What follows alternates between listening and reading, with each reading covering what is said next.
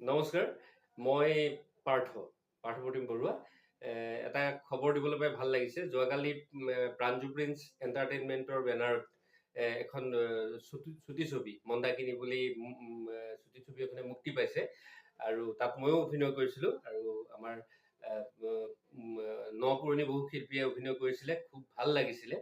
আৰু কালি মুক্তি পোৱাৰ পিছতে ছবিখন বহুতো দৰ্শকে চাইছে, সকলোৱে ভাল পাইছে, ভাল কমেণ্ট দিছে। আপোনালোককো অনুৰোধ কৰিছোঁ চাব, মন্দাকিনীখন চাব, ভাল পাব আপোনালোকে।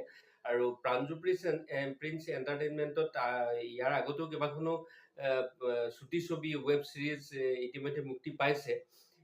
সকলোখিনি চাব, ভাল পাব। প্ৰাঞ্জু প্ৰিন্সৰ কণ্টেণ্ট, তাৰ কাহিনী খুব ভাল, তাৰ পৰিচালনাও ভাল আৰু সি নতুন শিল্পীসকলকো যথেষ্টখিনি সুবিধা দিবলৈ চেষ্টা কৰে।